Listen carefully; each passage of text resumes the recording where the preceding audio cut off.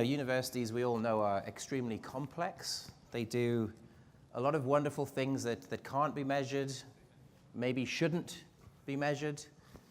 But universities are facing increasing demands for accountability, increasing demands for transparency. They have social responsibilities. They're often recipients of large amounts of public funding, even the private institutions, and they're charged with solving the world's grand challenges. So there's a huge hunger and appetite for metrics and data to monitor their performance. They've also got a very diverse range of stakeholders. Students and their families, of course, are demanding more and more information about the big decisions they're going to make, who to trust with their education, one of the biggest decisions they'll ever make in their lifetime.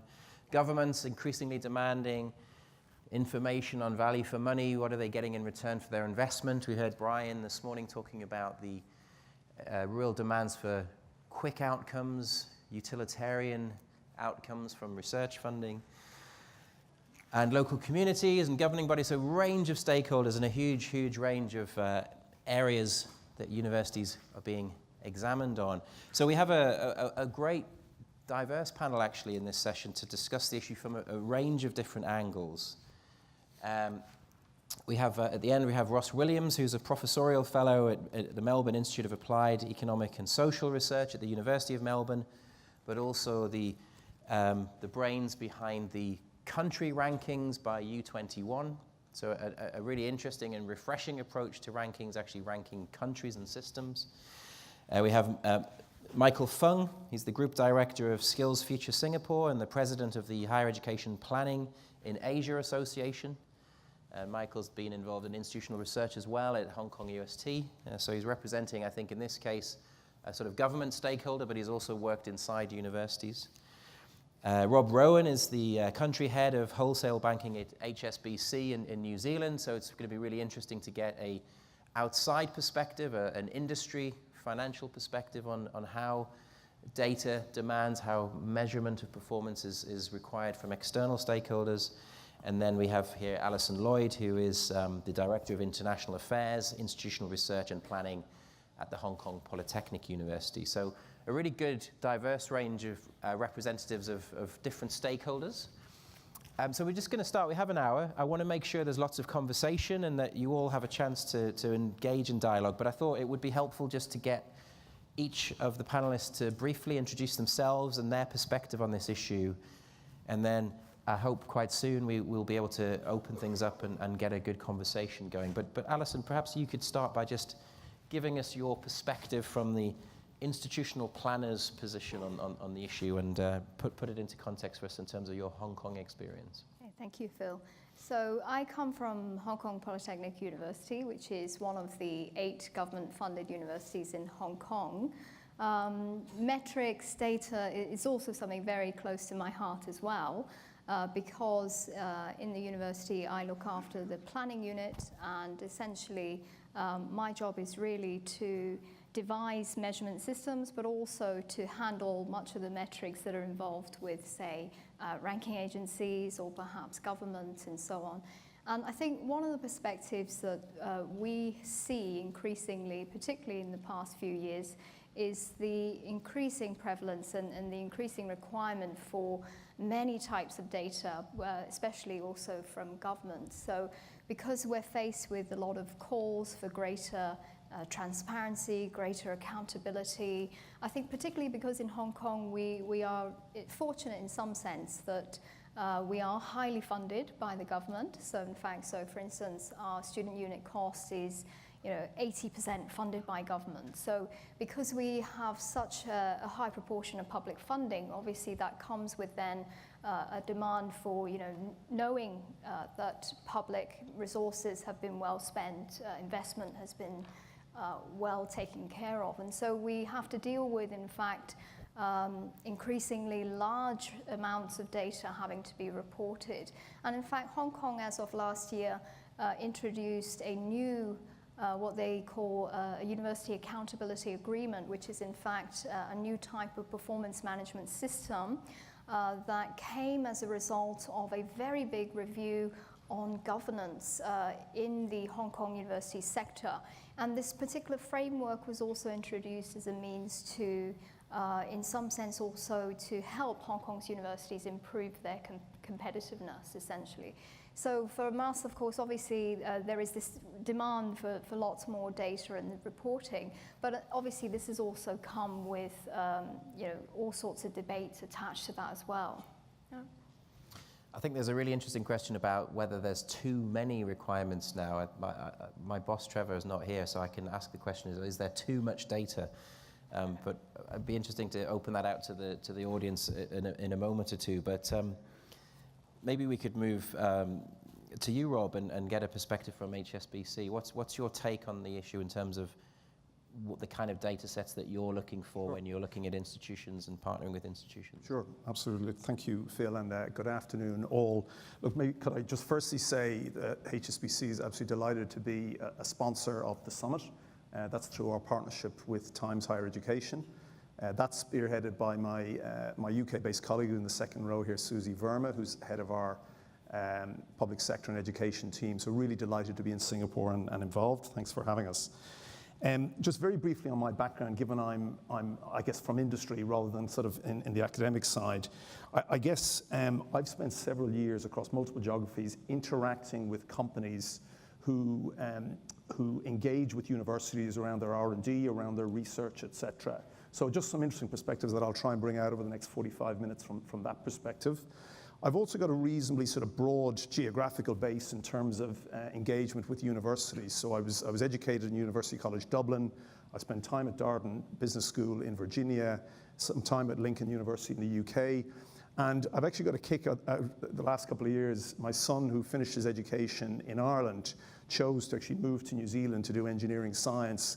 And while made the decision based on multiple factors, actually drew on some of the rankings. So it was interesting to me and a learning to me just to see that kids these days are actually taking real close cognizance of Times Higher Education and some of the other ranking systems. In terms of the industry view on the topic measuring university performance, I guess there's three main perspectives I'd like to just draw out. The first is around the core topic of the summit, which is research. And look, I think it'd be fair to say that some in industry have over the years at times tended to view universities as a little bit distant and maybe more focused on outputs rather than outcomes when it comes to research. I think it's really refreshing to see the subject matter of the panel, the topic, even some of the sessions this morning. It was very much outcomes was the discussion. And that's the key for me, outcomes versus outputs. In other words, what decisions will industry make based on my research? What actionable guidance will my research potentially deliver to the industry partner I'm working with? How do I present that research to them in a really user-friendly manner?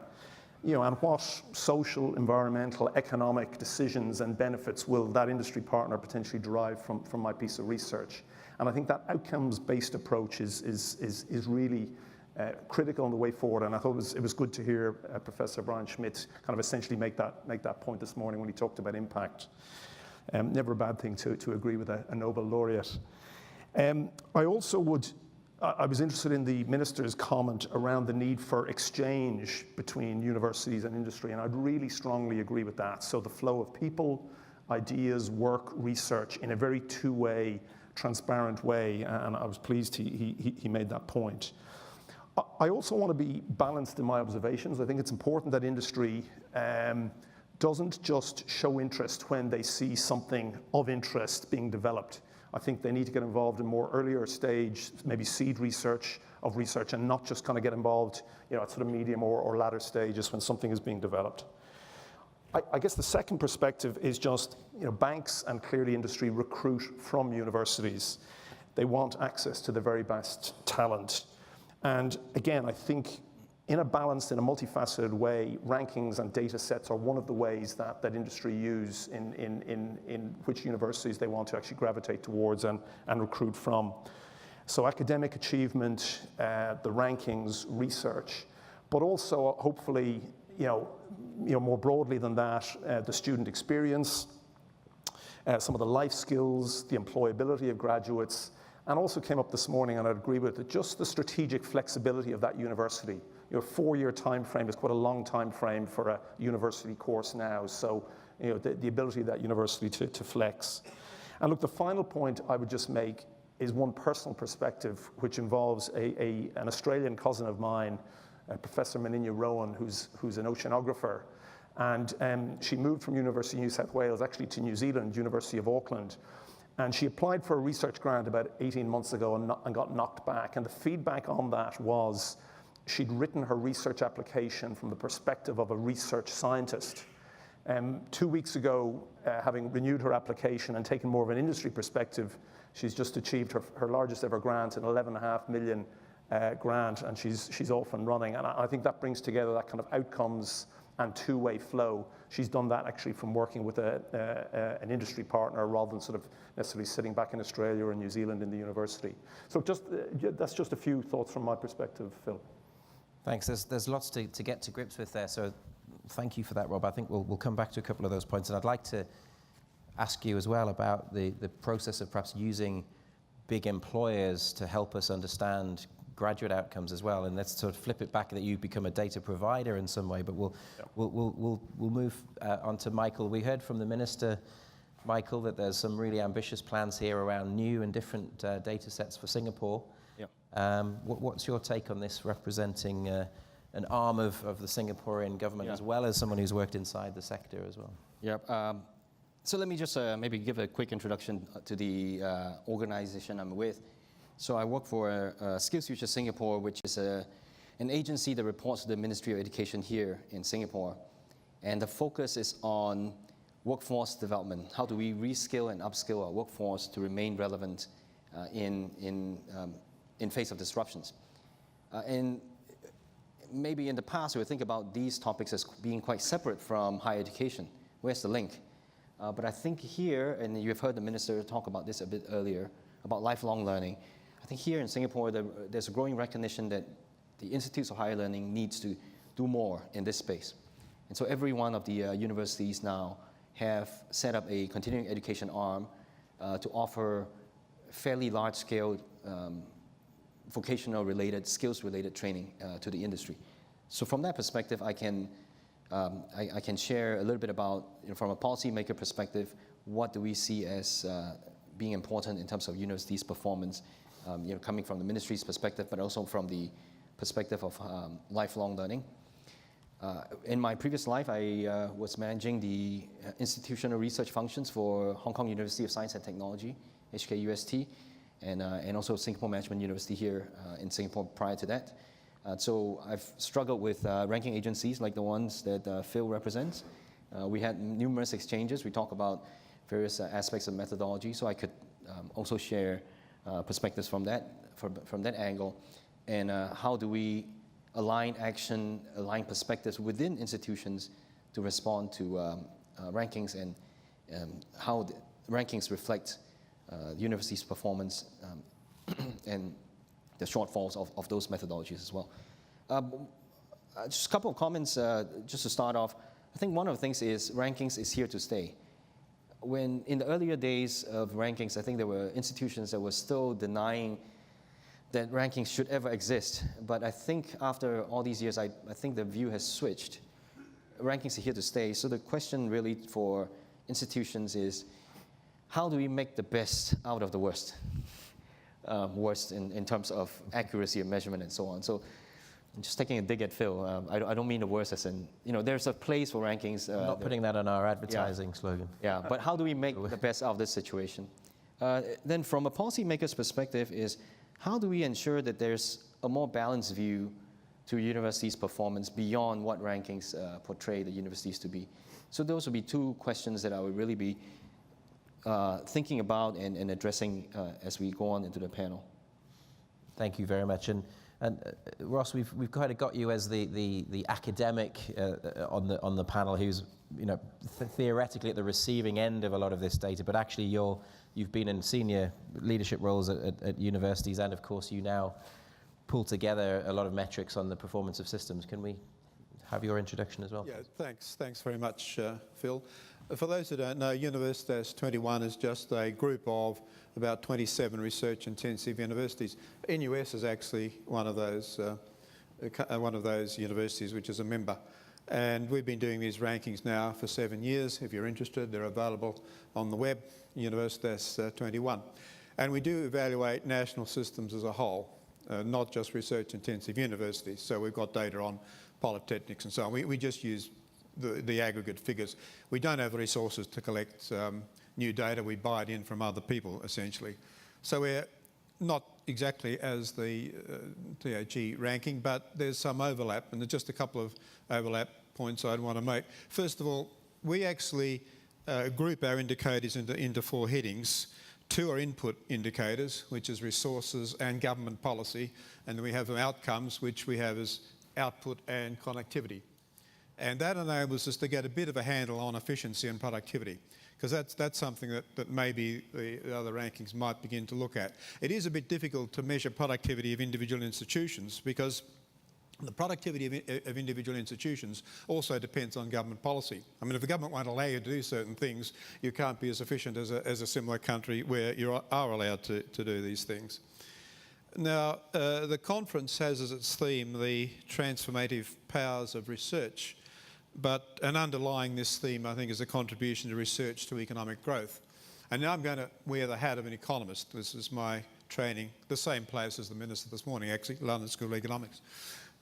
Now, for richer countries, frontier research, basic research is essential. I mean, the economic literature has shown that. It's not quite so important for low-income countries, and I'll come back to that.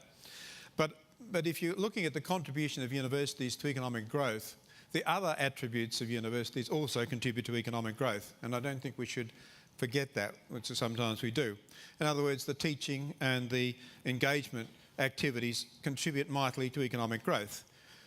If you took the teaching, the well-educated workforce, it provides the technical skills, but what the literature in economics shows is that it also facilitates the introduction of doing things in a different way. You've got to have an adaptable workforce in order to introduce the new scientific inventions. And that I think, tends to be underestimated. It also means that that's the role for the social sciences and the humanities. I mean, we were told this morning that in one project, economists were needed to set the price.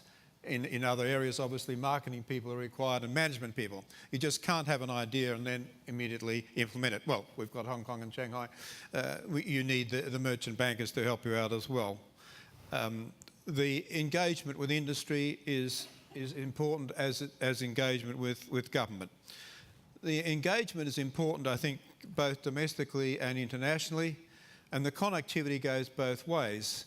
Links with industry promote the introduction of new ideas, but it also informs universities about what the private sector regards as important, what it regards as its needs. I'd also argue that these connectivity engagement and teaching aspects of university activity is even more important for low-income countries than for high-income countries. It doesn't make much sense for very low-income countries, say in sub-Saharan Africa, to invest in linear accelerators or whatever. It's far better for them to import research and adapt it to the particular countries that they look at. And that particular aspects of the countries concerned. We recognise this in the Universitas 21 not as well as we might, but we look at how countries perform relative to countries at other levels of GDP. We look at deviations from what you would expect at a level of GDP, and things like China obviously shoots up in the rankings enormously once you control for level of GDP per capita. But we still use the same weights, and that I think is the weakness, that when you apply any sort of rankings to countries at different levels of development, I really think the weighting needs to be different. Impact, effect on growth and so on needs to be higher for low-income countries. But I would argue, however, that low-income developing countries still benefit from having one or two flagship universities. The concept of a flagship university has gained much strength now, and the evidence is that if at least you have one institution, and it's a politically difficult situation of governments having to back a winner, but if you have at least one research-intensive university, then you're in the game. You need to be able to play the game to get the contacts. So I think that's the caveat to the comment about developing countries. I think I'd probably stop there, and we can follow up later on. Thank you very much.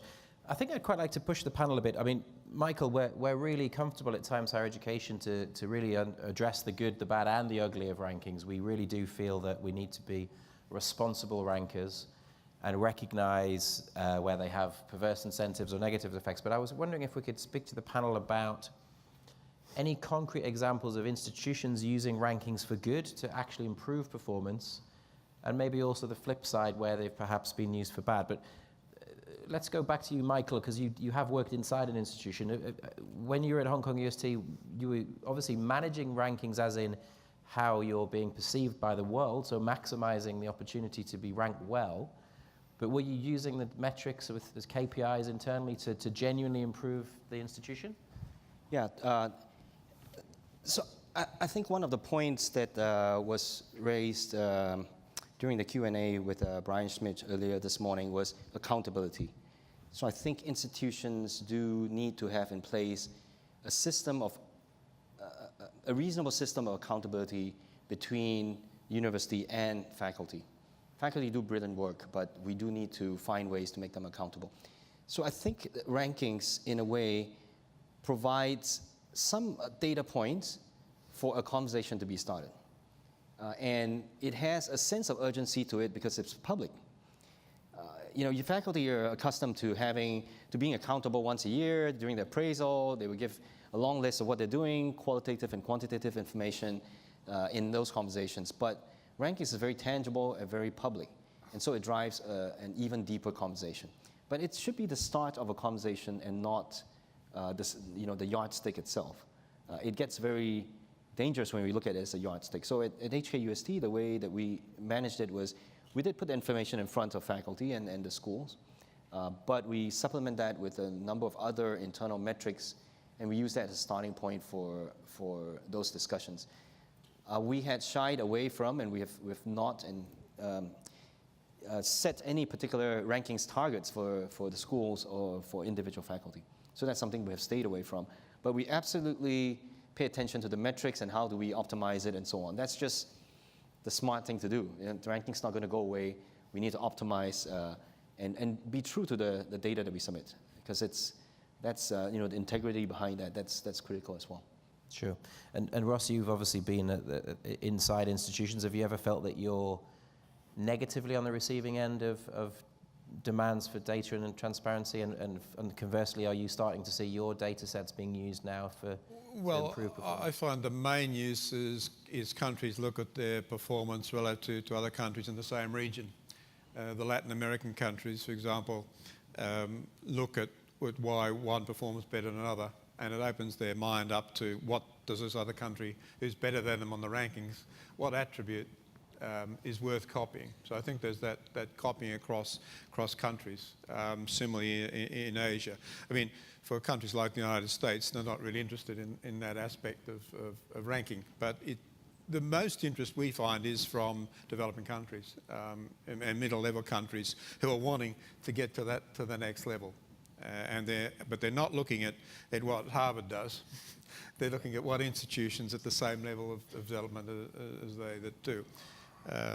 And certainly governments take a lot of it. I mean, I have to explain to governments why a country is not higher up than they think they should be. And that gets them thinking. Although they sometimes take the easy way out and say, oh, we can get you better data. I think the thing you mentioned about flagships is really important. We get a lot of pushback to say, because we now have about 83 nations represented in the world rankings that we're publishing tonight, and they're really, really diverse now, but we get a lot of pushback to say, do you know what, maybe if you're a sub-Saharan African country, why would you pursue global rankings if we'll never compete with Stanford or Harvard? But I tend to push back and say it's actually patronizing to say to these countries that they shouldn't have at least some globally competitive institutions. Of course they have pressing priorities around educating their young, getting basic schooling for people living in extreme poverty, but as part of their economic development and their economic renaissance, you need to be competing on a global stage because you have brain drain, because you have a real risk of constantly being left behind if you don't have any competitive research university. Is there a sense, Alison, that that actually developing countries may need rankings even more than developed establishments like Hong Kong, as you say, it's well funded, it's a thriving global research hub. Are you finding there's quite a lot of interest in the metrics? You obviously involved in the Asian Metrics Association. Sorry, what's the name of your organization again? That Michael's a part of. Education Planners of Asia. Do you find there's more developing countries taking more interest in the sort of rankings and metrics? Yes, definitely. But I don't think it's always a very good thing, in fact.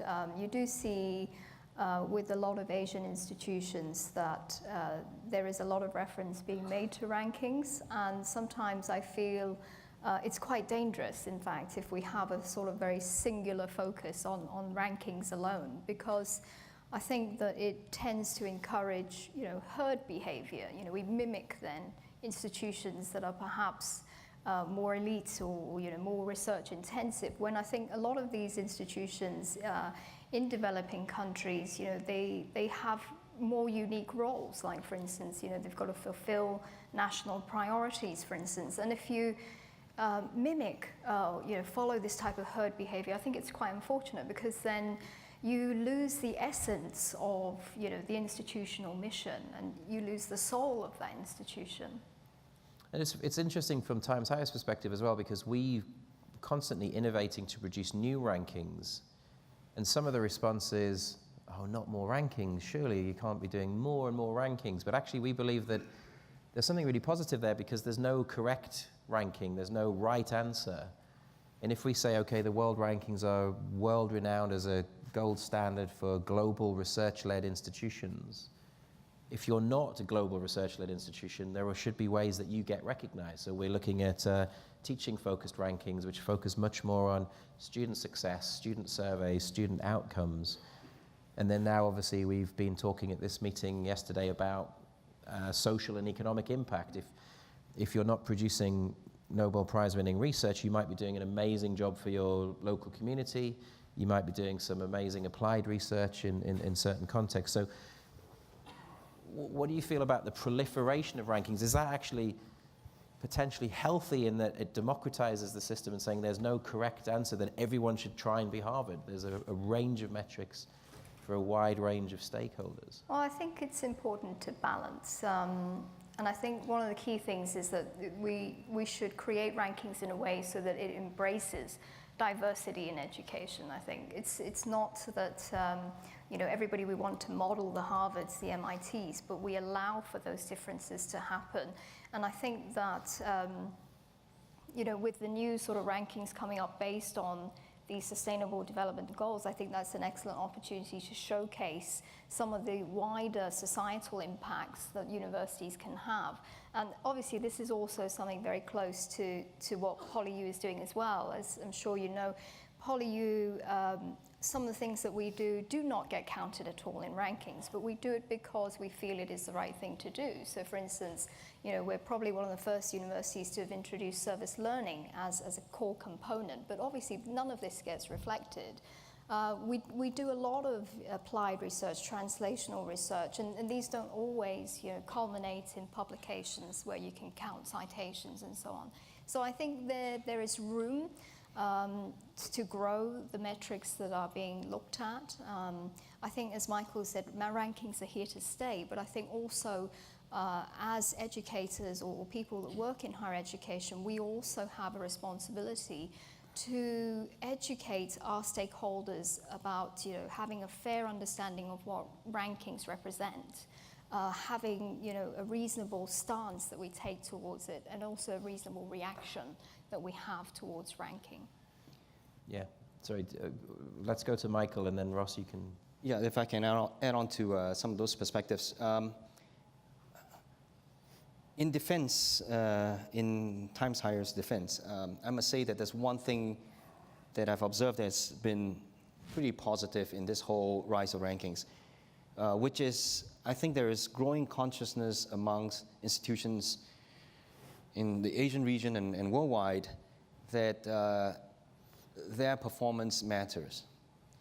It's important that they perform well and that they improve. All these, we have lots of debates about methodology, metrics, and so on, but one thing for sure, what we've seen is really that impetus and the awareness that universities have to contribute to society and that they need to be accountable. So Phil mentioned the Higher Education Planning in Asia Association.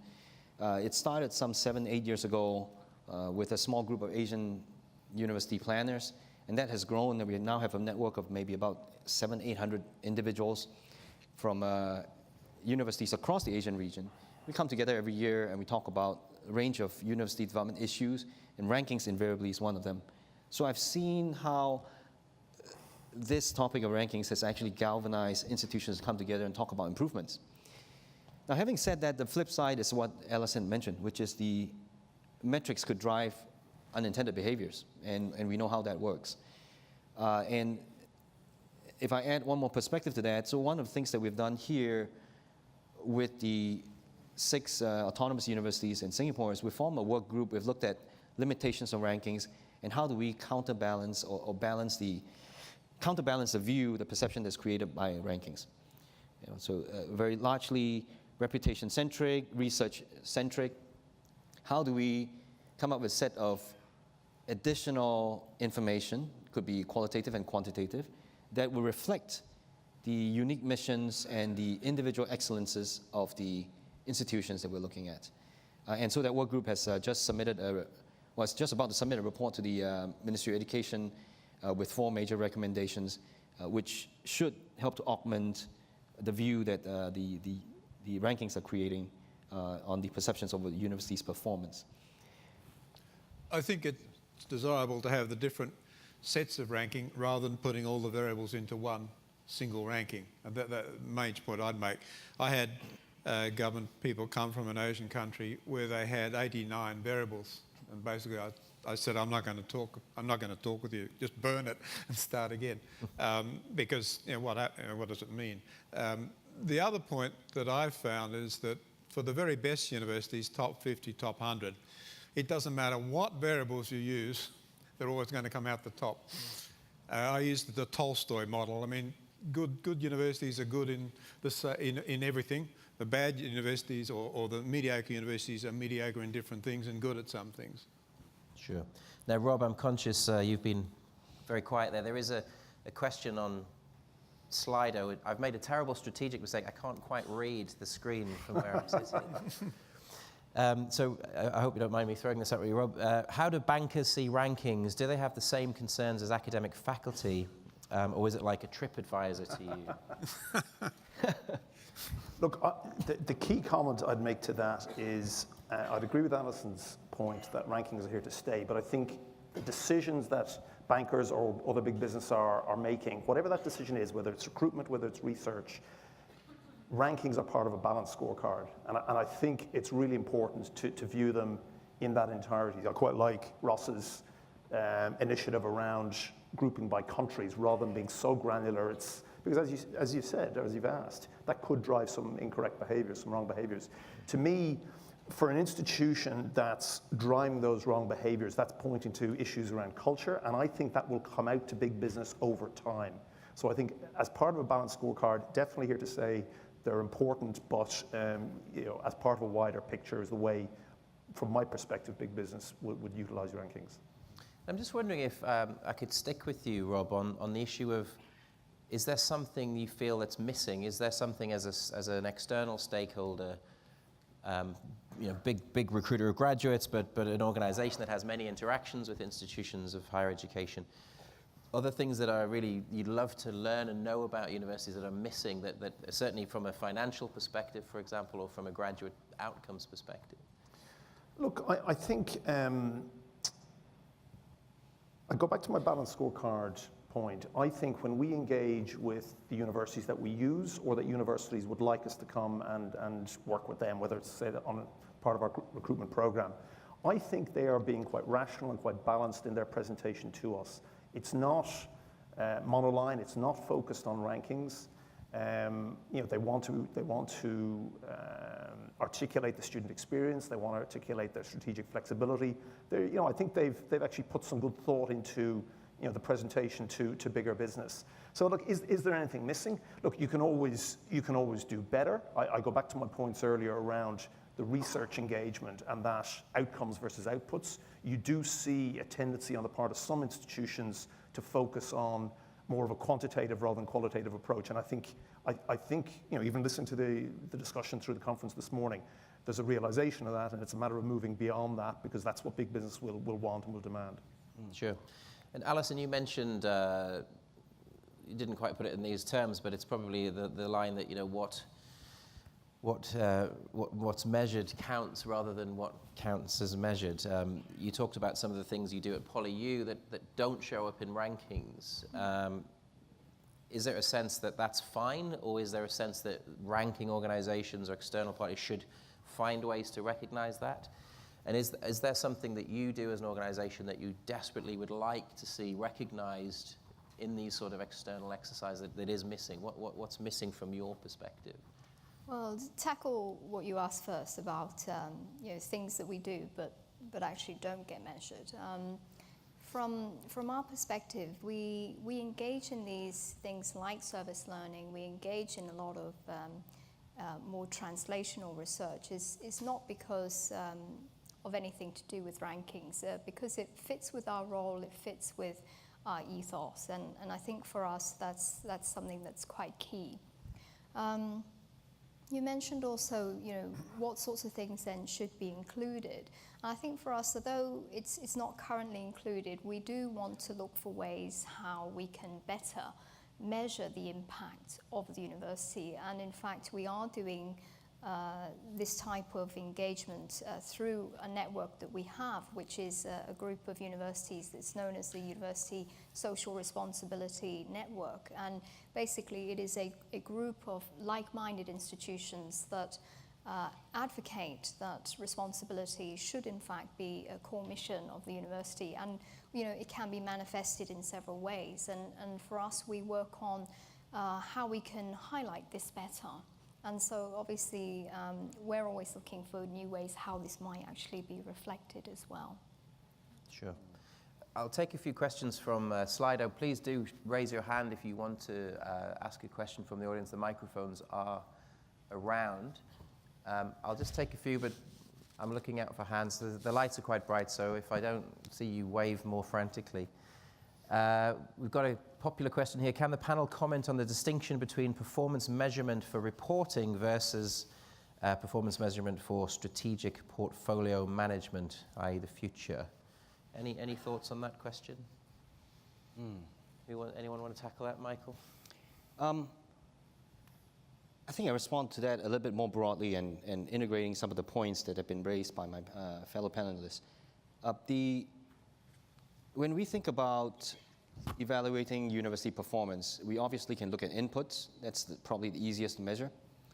We can look at outputs, and as Rob had said, outcomes. But what's really interesting is impact. What's the university's impact on society? If we put universities at the epicenter of society, what's the impact on people, on the economy, and so on? But as we move from input to impact, it gets more and more difficult to measure. It gets more and more confounded. So as I mentioned, the work group that I'm chairing, as we were thinking through the various options and metrics, I think one realization we came to quite quickly is we can measure impact and it's likely to be qualitative, but it's going to be confounded with so many other factors, including global economic conditions. So I see this question of reporting as one that should be more on the left side of the continuum, more input and output, because those are more easily quantified and reported. But if you think about universities' strategic portfolio, we should be having a view on impact. And that's a long-term investment. You're talking about 20 years, 10, 20 years, or even longer than that. And that's something that I think every university needs to have a sense of what the mission is and protect that mission, regardless of the reporting requirements and the pressures that we face on a year-to-year basis. I certainly think from Times Higher Education's perspective, we are about transparency and accountability, but we fundamentally believe our rankings, they're not a kind of reactive accountability mechanism. That first, they're actually more about strategic management. It's about understanding the world you're in. It's about putting your institution in context. It's about benchmarking yourself against your chosen peers. It's really about setting your own targets and standards and looking forward and planning your own futures based on the data. It's not about reactively sort of ticking boxes to say, yes, we can be accountable for our money in that sense. We have just a comment, actually. I second Michael in stating that rankings become dangerous, knowing that some universities in the Gulf, mentioning no names, have laid off faculty en masse to improve rankings. Now, this is a really important example of the potential perverse consequences. Now, there's an argument to say that the data helps you understand your strengths and weaknesses, and it helps you become a leader, a strategic leader. That may mean making tough decisions about how your university's managed. But is there a real risk of perverse incentives, as in universities abandoning areas that actually have a good social good or an important social mission? What's your sense of that? Who would like to address that one? It's probably the most provocative one about rankings. Ross, do you have any thoughts? I don't want to answer directly, but in Australia's case, the rankings with the emphasis on international research do bias the whole research paradigm in favour of looking at issues that are not particularly relevant for the country, because journals don't publish articles on Australia unless it's compared with the United States or some other country where the journal editors lie. So there's been a distortion then. Otherwise, it doesn't really affect the way we do things, because we just deflate by total population of the country. Because there are lots of problems involved in measuring staff numbers and student numbers. I'm worried that the fact that you can ask questions quietly through, I was going to say it's discouraging people from raising their hands, but we do have a live question from the audience. Thank you. Hi, it's Ian Robinson, HSBC, and it's quite a timely question following what that question was, the statement. And Phil, you may want a say on this from what you mentioned earlier in terms of positives and negatives around rankings. And the BBC in the UK reported recently around universities using rankings to potentially confuse students in their student recruitment. The likes of a university, an unnamed university, was ranked in the top 1% globally, which, whilst maybe factually correct, may add a bit of confusion. So I don't know if you have a view from THE's perspective around the potential misuse of rankings. Yeah, it was a really interesting story. So the Advertising Standards Agency in Britain ticked off a few universities because they were saying, based on global rankings, we're top 1% of the world or top 3% of the world. I think something very similar happened in Australia, but it didn't actually go to a ruling. I think this is a problem of, it's a challenge of marketization in a sense. I think in the United Kingdom in particular, and I think it applies to Australia, it's a very marketized system in the sense that the battle for student bodies, certainly for international students, is very intense. There's a marketplace for these students, and actually universities are very keen to seek their niche, their marketing advantage, to claim excellence in certain quarters. The problem with these claims were coming from the fact that the world rankings tend to we're looking at 1,250 universities in tonight's ranking. They're looking around about, the top 1,000 or so of the world, and there's 20,000+ universities out there. So people were extrapolating to say, well, if I'm in the top 1,000 and there's 20,000 universities, that gives me a great claim. But this is where the mission comes in, because THE, because we're looking at research-intensive universities in our world rankings, we're only really looking at a total population of maybe 3,000 to 4,000 institutions. So can you legitimately say the other 24,000 institutions, you're automatically better than them?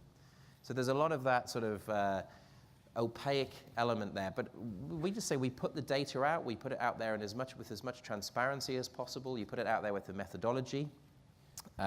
You're clear about what the methodology is, so people know exactly what they're looking at and what they're not seeing in there.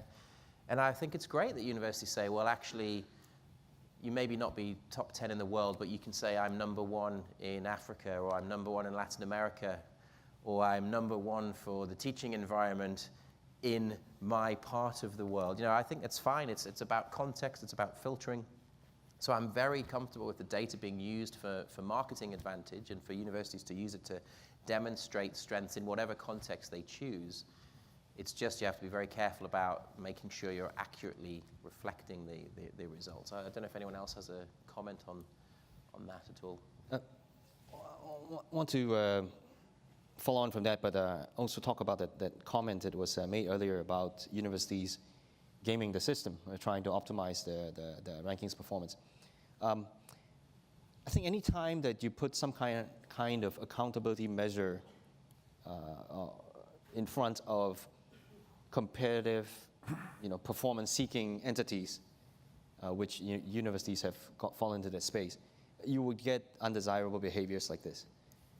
And it's not just because of rankings. I mean, I'm thinking about REF in the UK, the ERA exercise that Australia has just gone through, massive amounts of investments. Hiring faculty or firing them to optimize, your performance. So any time that you put a whole bunch of hyper-competitive entities together, give them a metric to go by, and you get these kinds of behaviors.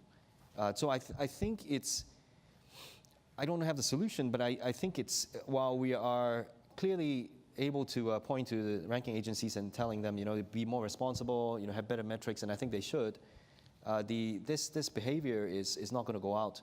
It's not going to go away even if they were to come up with something better. I think it's a responsibility that we have to take it upon ourselves as institutions to maintain that sense of balance. So I know Phil and team has tried very hard in the methodology to be balanced, but I'm not sure. I think it's a pipe dream. I don't think you ever get there fully. You can keep working at it. Sure. One of the things we're trying to do is recognizing the potential perverse incentives of rankings is to reward universities for good behavior. So when Duncan's researching the Sustainable Development Goals, one of them is about decent work. So could we flip it? Academics complain they're overworked, they're underpaid. Can we flip it and say, actually, a university that's a good employer, has good terms and conditions, stable contracts of employment, good governance systems? Could we start introducing that? So as many metrics as possible to allow people to pick and choose. I don't know if there's anyone upstairs who can help us refresh Slido. There's lots of questions coming in, but we can't view them on the screen because the old questions are remaining, which is very handy. If anyone's going to be able to do that, we have a hand up here if we can get a microphone. Oh, you already have the mic, sorry. I'm enjoying this discussion a great deal. My name's Tim Dunn, University of Queensland. I'd like to put something different. A sort of different challenge to rankings is the very internal character of university rankings. And I think this is quite an important point. It's a point that Anne Sherry, who's this very senior chief executive in Australia, who's the boss of Carnival, the cruise liner business. When she came recently to UQ, she said, one of the problems with these rankings that you all take very seriously, and of course we do, top 50 in the world, et cetera, one of the things that we all do is that we rank each other. She says, tell me another industry whether it's actually the suppliers that rank themselves and rather than the purchasers, for example, the customer.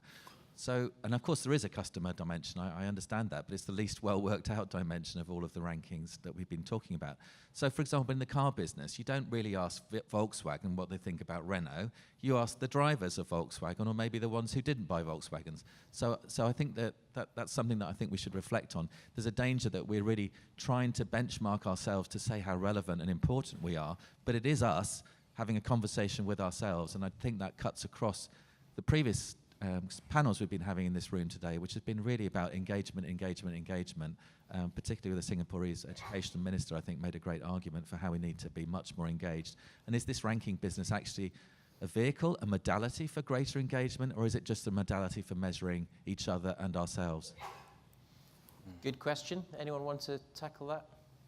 I've always maintained that people who receive research grants or to get the funder to write a report on the success or outcome, success or otherwise of that activity, particularly for the Australian system, but no one ever takes me up. I mean, and there is a time dimension, of course, but for many projects there's a 2 or 3 year time horizon in which some output can and results can be seen, and the best, as you say, the best way to evaluate that is the people who fund them. I think my sense as well is that because THE is often criticized for being a private organization looking into the sector, and I think in a way that's healthier than a government regulator putting these rankings out, because you can't ignore them if it's the government doing it or if it's a regulator doing it. You can theoretically ignore the Times Higher rankings if you choose, which is very much your prerogative. But I do see actually our role is very much around public engagement, in the sense that our attempt recently to look at impact is about trying to support universities and demonstrating to society their impact, not demonstrating to each other. It is actually making the case to say universities make an outstanding contribution to society, they're a public good, they're making the world a better place, but we do need to show that and champion that and demonstrate that to a skeptical taxpayer, to populist politicians. So I do see our role as championing the sector in terms of we can demonstrate the great things they're doing in an accessible way. There's a few more. There's one for... If I could just add on to that. I think those are really good points about thinking about who are the stakeholders of the rankings information and seeking their inputs and views. And as I mentioned earlier, as we look at the rankings methodologies, we're thinking about how to augment that, which includes seeking the views of, say, students, former students. How well has this institution prepared you for the workplace? Seeking views from industry.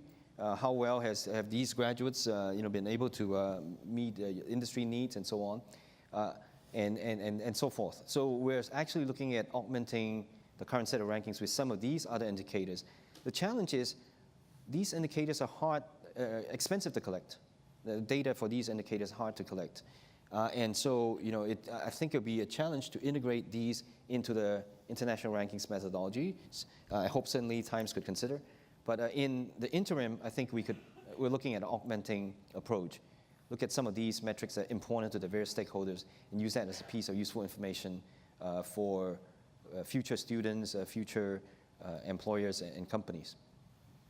Thanks. And do show hands. I'll read, if we get the mic down here, please. I'll just read a few more questions as well while the mic's coming down. Dilly Fung from the London School of Economics has a great set of metrics in educating one of our panelists and the minister, of course. She says, how can criteria for assessing success be constructed in such a way that they don't lead to inauthentic box-ticking institutional culture? Alison, would you like to have a go at that one? Well, I think that when we construct metrics, that it's important to recognize that they need not be ranked in a way sort of as we see them now from top to whatever, but we perhaps create them in the form of like a classification rather than your typical ranking. And that would allow us to see sort of areas that perhaps those that we are good at, but those that perhaps we're a little bit of a shortcoming, etc., but not your typical type of ranking, probably classification. And just in the interest of time, I'll go straight to the question. Just, I was wondering, we are speaking about universities' performance. My name is Arnaud Poitou from Central Land, France. And it is as if it was possible to measure the performance without any consideration about costs. I mean, what would you say if I asked the question, is Fiat company more performant than Ferrari company? What would you say? Maybe that the question is not well posed. So would it be possible, to your opinion, to measure the performance of the university with respect of the costs of a degree, for example? If I send my son to your university, do I have something with respect to the money I spent? Sure. It's a really important question. We rank, we'll put Stanford on a list alongside Oxford and alongside exactly. LMU Munich or a French university, and some of them will be free to attend, some of them will cost 20, 30, 40,000 pounds to attend. Should we be reflecting that in rankings, that from the consumer's perspective?